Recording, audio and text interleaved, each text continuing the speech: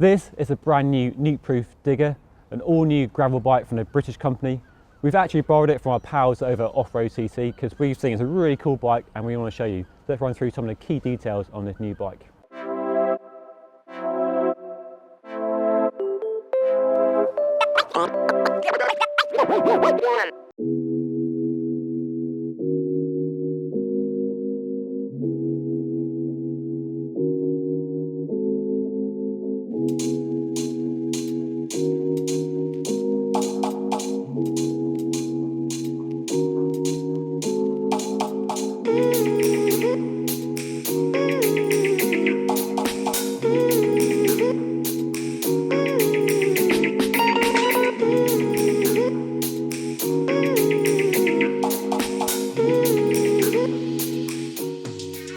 There are two models in the range.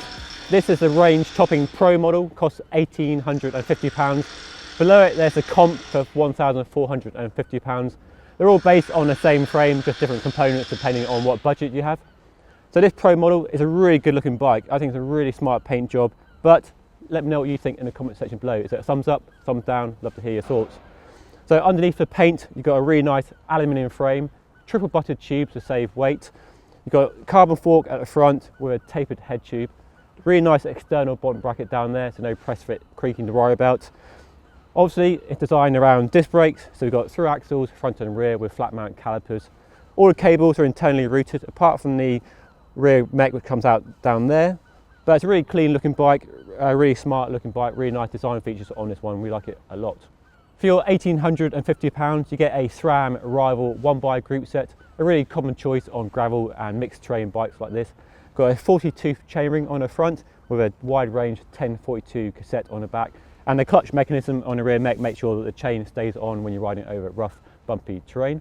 The group set also includes hydraulic disc brakes as well, so plenty of power on tap for when you're smashing down a fast gravel track.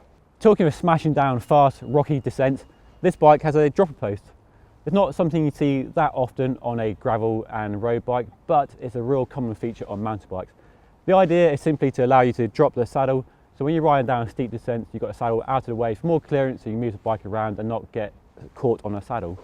The dropper post in question here has a whopping 120mm of adjustment, so loads of range for the steepest descents you might encounter on this bike.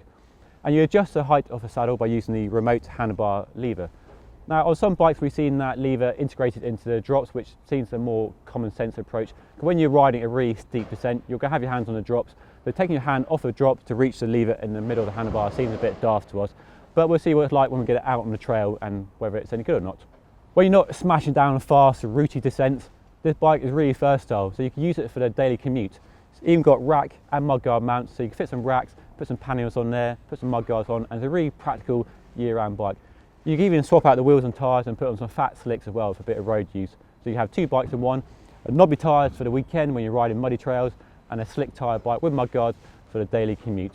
Speaking of knobs, this bike has a brand new WTB Sendero tyres. We haven't seen them before, the first time we've had our hands on them.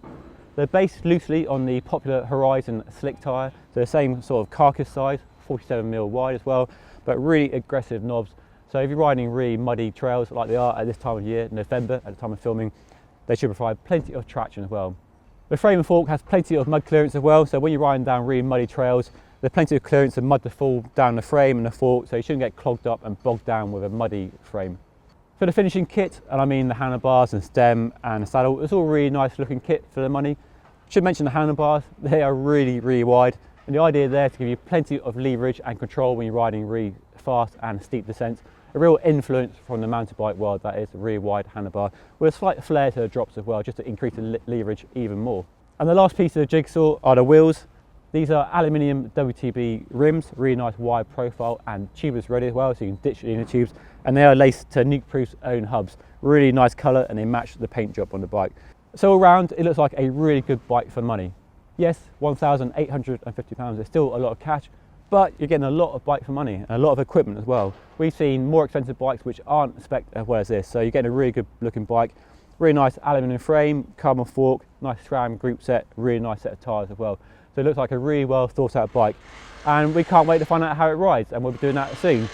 So thanks to Off-Road.cc for letting us borrow the bike for this morning to share it with you. you can subscribe to their channel. We'll put a link in the description below. Don't forget also to subscribe to Road.cc as well, so you don't miss any future videos from myself and the rest of the Road.cc team. But I think that's all for now. We're going to hit the trails and take it for a ride, and we'll see you again next time. So thanks for watching. See you next time.